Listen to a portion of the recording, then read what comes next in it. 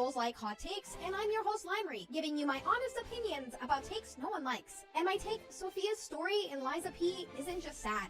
It's the most tragic story in any Souls-like game, because she wasn't just lost or broken or misunderstood, she was used by the very world she tries to save. When we first meet Sophia, she's this gentle, almost motherly figure. Calm, kind, patient. She speaks like she's protecting you, like she's someone who's seen the worst of the world and still believes there's something worth saving in it. But as you dig deeper into the truth, you realize she isn't guiding you because she's free, she's guiding you because she can't leave. Sophia was born with the ability to harness Ergo, which she uses to assist the player. Ergo is a force in Liza P that is described as the crystallized life essence of those who have died from the petrification disease.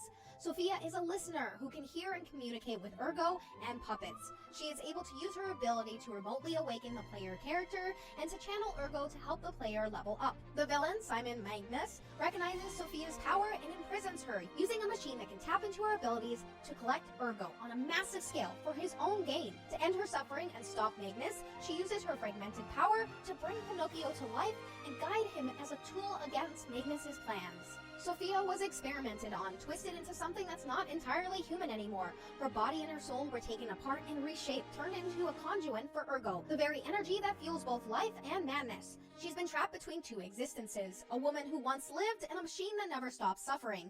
And the cruel irony, that same power she was forced to bear, that same torment is what keeps you going. Every time you get stronger, every time you push forward, it's because Sophia is still paying the price. And when you see her fading, it's not just from exhaustion, it's from what's been done to her. The experiments, the manipulation, the way her humanity was stripped away piece by piece until she became a voice floating in the dark, comforting the very world that destroyed her. She wasn't just kind, she was selfless to a fault.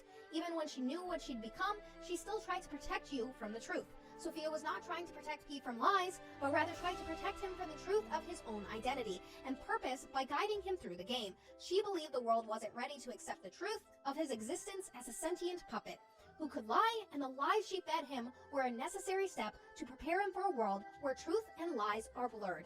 And that's what makes the choice at the end so devastating. Do you free her, ending her pain once and for all? Or do you keep her alive, trapped in a broken shell, just so you don't have to face the silence she'll leave behind? This isn't a moral choice. That's guilt, that's grief, that's selfish love. Sophia's story hits harder because it's not about a good or evil.